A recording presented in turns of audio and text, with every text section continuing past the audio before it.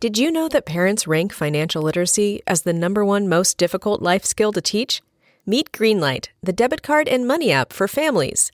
With Greenlight, you can send money to kids quickly, set up chores, automate allowance, and keep an eye on your kids' spending with real-time notifications. Kids learn to earn, save, and spend wisely, and parents can rest easy knowing their kids are learning about money with guardrails in place.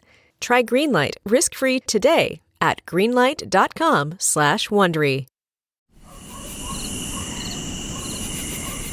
The night of June 7th was a typical muggy night deep in the low country with off and on rain. The kind of night that most Southerners just stayed inside and cranked up their air conditioners to beat the heat. But on a lonely stretch on a South Carolina road called Moselle in Colleton County, a mother and a son were still outside their private hunting estate near the dog kennels. 52-year-old Maggie and 22-year-old Paul were dead.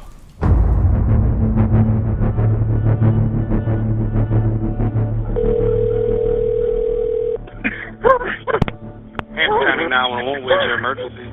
Police say they were both shot several times, and the man who found them, well, we all know it was Maggie's husband, Paul's father, Hampton attorney Alex Murdaugh. This is Alex Murdaugh at 4147 Moselle Road. I need the police to answer immediately. That night at 10:07 p.m., the first 911 call comes into dispatch, and the Colleton County Sheriff's deputies are sent to the scene. Did you hear anything, or did you come home and find them? No, man, I've been gone. I just came back. That 911 call set off a series of events over the past year, events that are still unfolding, cases that are still being investigated, and a double murder still officially unsolved.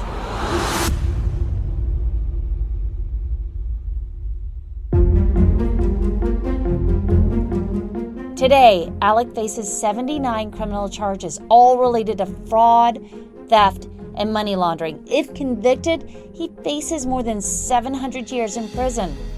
But a year later, still no charges or arrests related to the deaths of Maggie and Paul Murdaugh. We're comforted to believe that real police investigative work is ongoing. We, like the rest of the public, wait to see what the answer is going to be. This is not just going away, though. This is not going to die quietly in the swamps of Hampton County.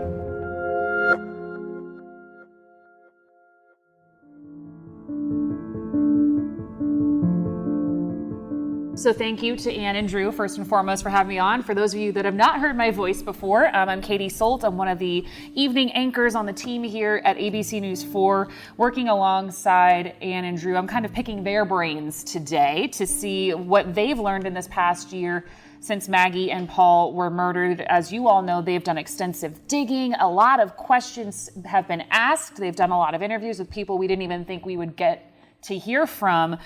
But a lot of these interviews have led you and many of the listeners, myself included, to unanswered questions. And I think the biggest one, especially for me, is it's been 365 days. There's been no arrest from SLED in this double homicide. Do we have any indication as to why? Well, Katy, you know, what's crazy about this is that we were told within, I was just looking back at my notes, and we were told within a day after we learned about the double homicide of Paul and Maggie Murdaugh in Moselle that there was no reason to think that the public was in danger. We got an email straight to the station from the Colleton County Sheriff's deputies telling us that the community was safe, and that would have led us to believe that this was indeed a targeted killing, and we would have expected something to be coming down the line pretty quickly in that case. And yeah, Drew, I mean, all of a sudden we're left a whole year without even a suspect. It's been exceedingly strange to see how fast the case moved in the early stages, how nonstop the updates were. We're opening new investigations into this. We're opening new investigations into that. It was nearly constant. And then over the last at least about 8 months since Alex Murdaugh has been in jail. Since then, the flow of information has significantly slowed down, and there have been fewer and fewer updates. The only updates we get now are when new indictments come down. And that is really concerning to us. We're getting off-the-record information, or information that people don't want to stake their names to, about what's going on with the murder investigation of Maggie and Paul Murdaugh. But I think it's more frustrating to us knowing what we've been told, and more bizarre to us knowing what we've been told, which is that they had solid evidence relatively soon after the fact pointing to a potential suspect. There was physical evidence pointing to a potential suspect, cell phone records, GPS data, many things that we're told law enforcement has and had, again, quickly, very soon after the fact, that made a strong case for a possible suspect in Maggie and Paul's murders. And yet, here we are, again, a year later. What's the holdup? And that's one of the big unanswered questions right now. What's going on?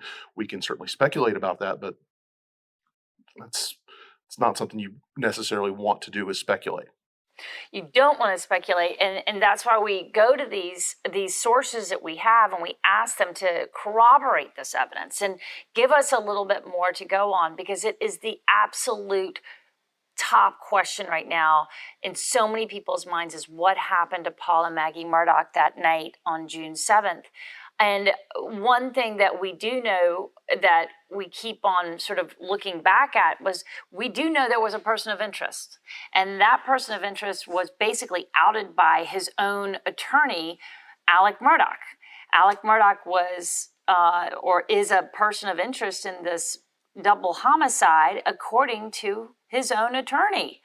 But that is all we've been told. And of course, we know that Alex Murdaugh is behind bars. The one thing that did come to light in really recently, and this is something that we've been going back as journalists listening to, because we've been working on some big murder cases recently outside of the Murdaugh realm as well. And when we hear from people that are very close to the case, and in this case, the Murdaugh investigation, telling us that it is an extremely active investigation, and we're hearing that from solid sources, that the investigation is ongoing. There's a lot of police work being done right now, and that it is very active.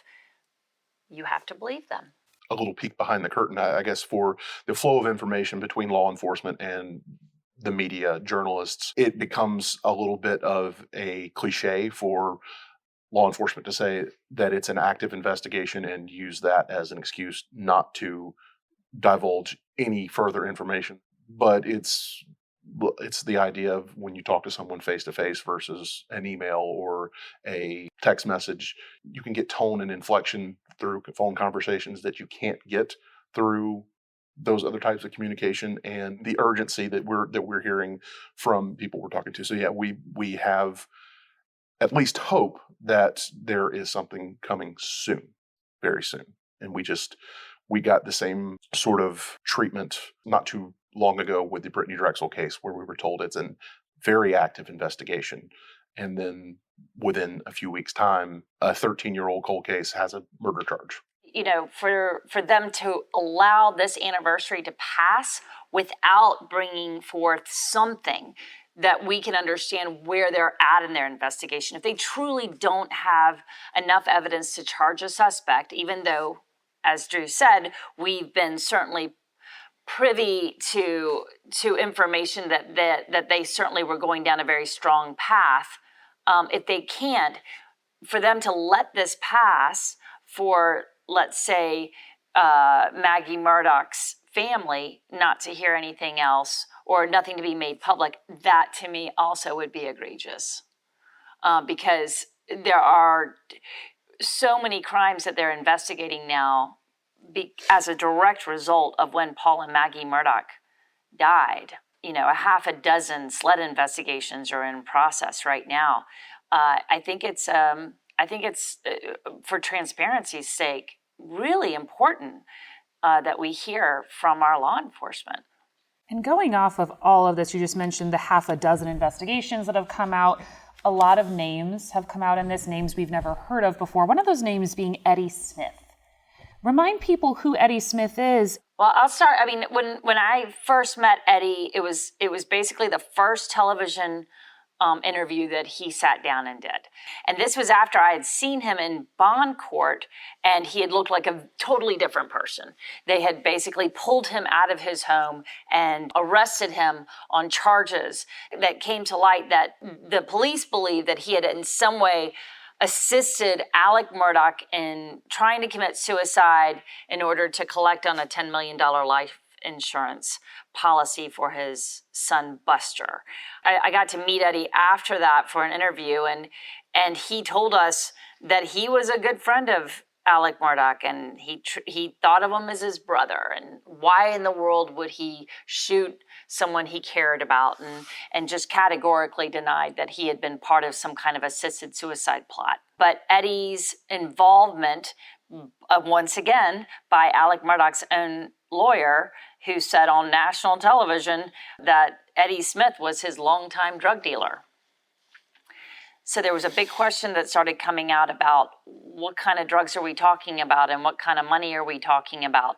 And then through all of the work that we've been doing to investigate Eddie Smith, we're learning more and more about Drew, about Eddie's involvement and whether or not he actually ever got any money from Alex. Alex Murdaugh paid Eddie Smith north of $2 million over the course of several years. He was writing him checks, money orders. We know, based on Murdaugh's attorneys, they have deliberately pegged Eddie Smith as Alex's personal drug dealer. We know that Eddie was a client of Alex's at one time as well, and they, according to Eddie, they were friends. But the aspect of money changing hands is now verified and documented. That happened. North of $2 million. That's a lot of money. And the implication being that Eddie was a drug dealer for Alex, prescription painkillers, $2 million for prescription drugs just in a 2-year span, because that's when these checks were written. That's when these money orders were delivered. It was in about a 2-year span. It wasn't over the course of 20 years that Alex spent that much money. And again, the implication being that it was spent on drugs. It doesn't quite add up. It doesn't seem quite plausible that's how much Alex was spending, and the only thing he could have been paying Eddie for was just some pills, unless we're talking about something, again, wanting to avoid speculation, but that would have to be plausibly, logically, that would have to be a much higher volume of pills than seemingly one person could ingest, no matter how severe a drug addiction they had or how long-standing a drug addiction they had. And I think what's still left on the table is the why. For what reason was that money changing hands between Eddie and Alex? And that needs greater explanation, and we're anticipating greater explanation on that from law enforcement at some point. Meantime, I do know that Eddie is still party to the civil litigation, the lawsuit brought by the family and estate of Gloria Satterfield, Alex's former housekeeper, who died in 2018. Once it became obvious that a significant amount of money had changed hands between Alex and Eddie, Eddie was made party to that lawsuit under the auspices of some of the money that he got apparently would have been money that had been rightfully belonging to the estate of Gloria Satterfield. So I know that part of that litigation is still pending, and we're waiting to find out more about what Eddie's real role in Alex's life is and how much he knew about or played a role in many of the crimes Alex is accused of. I want to go further into that Satterfield case. I feel like we've fairly recently learned of new information regarding their case as well. There's been a development in terms of maybe some reimbursement there. What was the development we learned? Gloria Satterfield's estate sued Alex for money that they say he stole from them, which has been fairly well, he's not been found guilty on criminal charges of that, but it's been admitted and it's been fairly well established that yes, Alex Murdaugh did, with co-conspirators, did steal about $4.3 million in insurance settlements that were intended for the estate of Gloria Satterfield. And a confession of judgment is Alex essentially admitting fault in the civil lawsuit that is arisen from that, and agreeing to the amount of money that plaintiffs, that being the Satterfield family, admitting to owing that amount of money. And it's just a legal procedural thing, but it's very much an admission of guilt or an admission of fault and an agreement to pay back the money. Yeah, and now the receivers have the job of trying to find this money and trying to figure out how much money is going to go to each person. And as the attorneys for Satterfield put it, this gave them a ticket to play. Like, they now have a place at the table. They can now at least get in line, because there's been a lot of jostling as far as when you have multiple alleged victims in a series of financial crimes that Alex Murdaugh has been accused of, spanning at least a decade. And, they're looking at cases that go back further than that. There is only so much money. And there are a lot of people that are looking to at least get paid back what they lost in these lawsuits. And as far as what this means, we've been talking to Gloria Satterfield's family about the criminal investigation, because, of course, Gloria Satterfield, strange twist in this story, where, 4 years ago she fell, and that's how all of this lawsuit, because Alec had asked the kids of Gloria Satterfield to actually move forward with a wrongful death lawsuit against him so that he could help support them. And that's how this $4.3 million came to be. The money actually came through, but they never got to the Satterfields. It instead went to Alec. Now, there, of course, is a question of how Gloria Satterfield died. And even though the family thought that had been resolved, it had not. Partly because of some paperwork that wasn't filed necessarily properly between the hospital and the coroner and the family. That question has not been answered fully. And we've just learned that in the criminal investigation into the death of Gloria Satterfield that was open after the double homicides again, they're going to be exhuming her body. And we don't know what that exhumation is going to show. What are they looking for? Why would they do that right now? Why is that going to change anything about a woman who fell down the stairs? We've heard the 911 calls about her going down these stairs one way or the other, and then ending up in a hospital in a state that she was unresponsive for 3 weeks, then passing away, and then being buried. It really is a twist that you can't believe it's happening. So now they're going to exhume her body. The question is why? I grew up around the area, went to school in South Carolina. People I went to school with grew up around here. The first mention I remember was the boat crash that Drew brought up with Mallory Beach and with Paul. That got a lot of traction on my social media, and that was the first time I had really heard of the name Paul Murdaugh brought up. There's still, it feels like, questions with the boat crash. Right now, there are 5 pending lawsuits. I think actually 6 pending lawsuits specifically related to that boat crash incident in 2019 in Beaufort. One by each of the 5 passengers on board or their families. That's all still playing out in court, and justice is being sought in multiple avenues there. I think mainly now the civil litigation. I think at least the criminal aspect of it with Paul Murdaugh, SLED has even publicly announced that they dropped the charges because you can't prosecute someone who is dead. That happened in the aftermath of Paul's murder. What hasn't been dropped is apparently there was also opened another criminal investigation related to that for obstruction of justice, again, targeting Alex Murdaugh and looking into the role he and his late father may have played in the aftermath of that boat crash. If you remember back to the time of that boat crash, the overwhelming sentiment was justice may not be served here. This is a powerful family of attorneys. They're very well known. They're very influential. Just speaking from personal experience here, grew up in Colleton County, the Low Country area, where the Murdaughs are from, where they operate.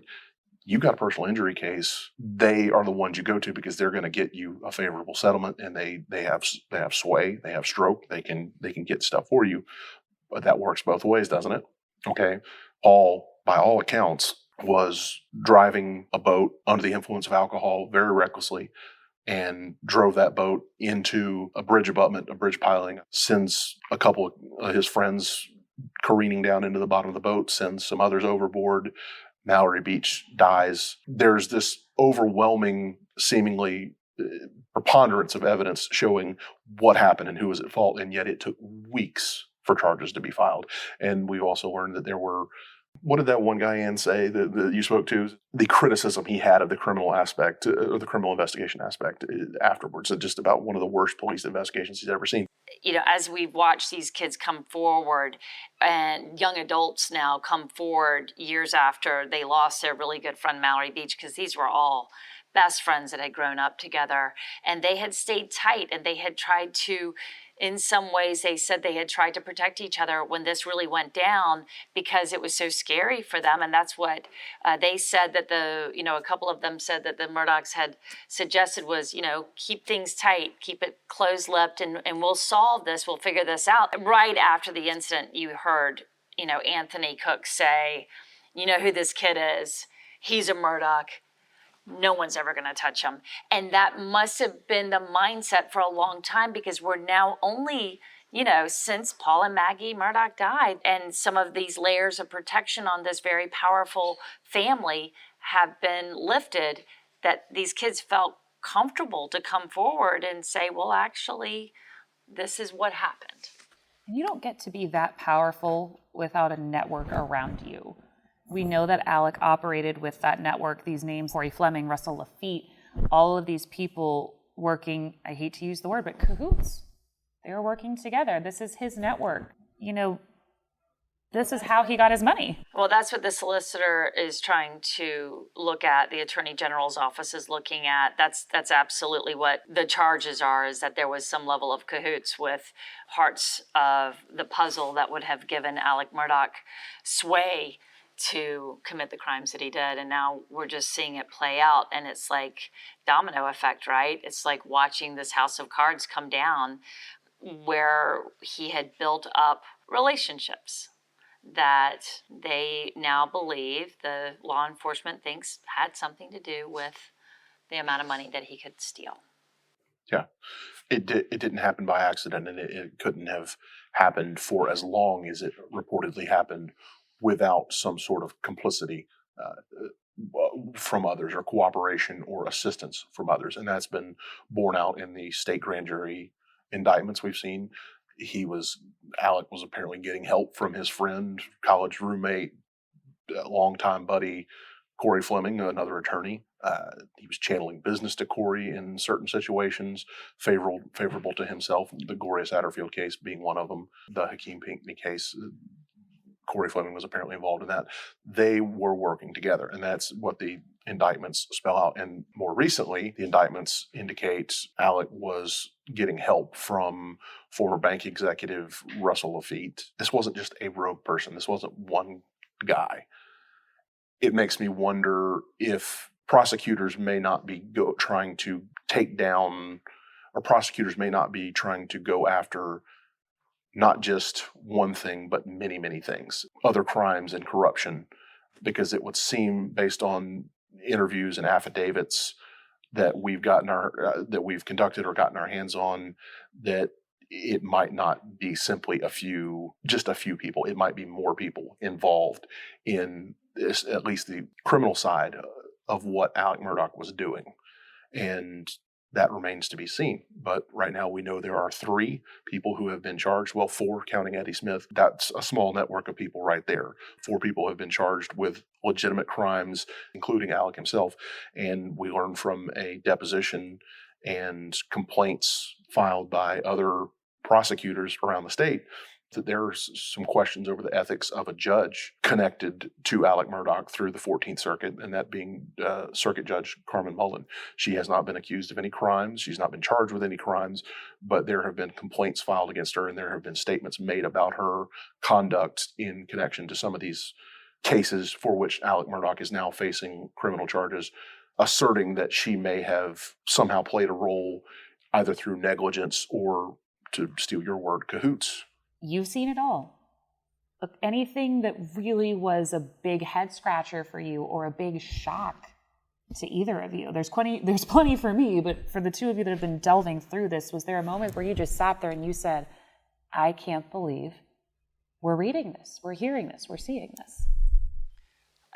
One point I will always stick in my mind. I was going shopping and got a call on my phone that Alex Murdaugh had been shot on the side of a road on a Saturday, Labor Day weekend, and I'm thinking, what in the world could happen next in that case? And that really had to be one of those moments where everybody went, hold on. And I remember calling his lawyer right away, and Jim Griffin, and asking him what happened. And he sort of came out with the first story that we heard, that someone had driven up and shot him. And that was all he knew, that he was going into the hospital. We didn't know if there was, once again, after Paul and Maggie Murdaugh, whether or not there was a killer on the loose. And, that immediately the public safety issue comes to mind. But of course, we learned that wasn't the case at all. So I think, to me, that was probably the biggest head scratcher, if you want to say it like that, or moment where I realized that this case was going to get extremely complicated and we weren't going to be going anywhere. I think the $7 million bond was one of the moments where I really was a little bit blown away. That made a statement. And at that point, we didn't quite have the full scope of how much money Alec is accused of stealing, which is, as it stands today, dating back about 10 years, we have allegations that Alec stole about $8.4 million, a little over $8.4 million over the course of at least 10 years, based on what prosecutors, investigators have been able to determine so far. That's what he's accused of stealing, laundering, fraud, all that good stuff. With the amount of money he's accused of stealing over the years, compared to what his actual assets are now in cash, the bank account balances he was keeping in the years prior to his arrest and the murder of his wife and son, just learned this week through court depositions, transcripts filed in court, he was running a balance in the red on his checking accounts through Palmetto State Bank in excess of $160,000. His checking accounts were overdrawn by $160,000, and he kept getting more and more credit from that bank, which is part of the reason why Russell Lafitte, one of his co-conspirators, has been charged and is under further investigation. Why did the bank continue to give Alec more money or extend his line of credit when he was so ridiculously in debt to the bank and had overspent? We're talking about an almost unrealistic, unfathomable amount of money to the average person, changing hands, being stolen, being laundered over the course of many, many years. And I think that, again, the bond amount says it all there. And I think that for people that are still listening to this is something that's not going away anytime soon. You're staying on top of it. It feels like daily I hear the word Murdaugh tossed out at least once a day in the newsroom. Will there ever be a resolution, do you think? We're talking about a family that was in this area for 3 generations. They were the law.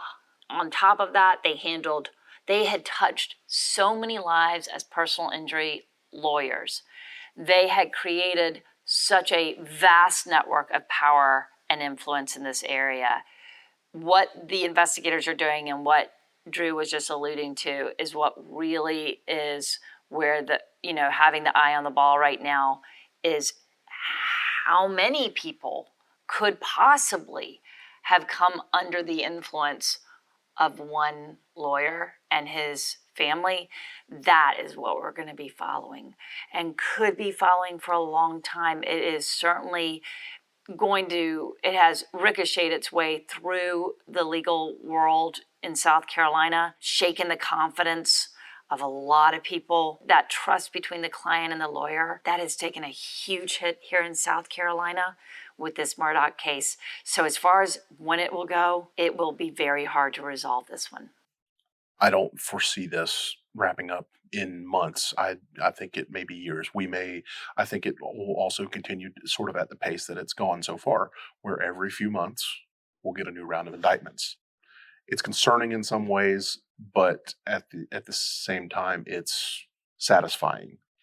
If we're still seeing indictments and charges and lawsuits coming out of this years down the road, I think it's a good indication of how seriously this has been taken by the legal community, by the law enforcement community. Hopefully that's what we see. But I don't think it's going to jump quickly at any point.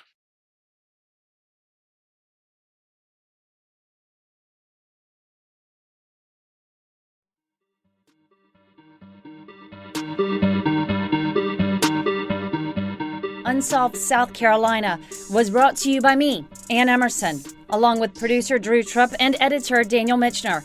Original music by Maxwell Harrison. And on June 19th, don't miss it. On Investigation Discovery and Discovery Plus, there is a 3-part series. It's called Deadly Dynasty. Both myself, Anne Emerson, and Drew Tripp were part of this series. Thank you to all of the listeners here at Unsolved South Carolina. Thank you for subscribing to this podcast. We are so excited to bring you a new season of the show on another incredible case. And of course, as updates come in on the Murdaugh investigation, you'll hear it here first. Till then, stay safe and don't forget to watch the 3-hour special on the Murdaugh story. I'm Anne Emerson. Thanks a lot.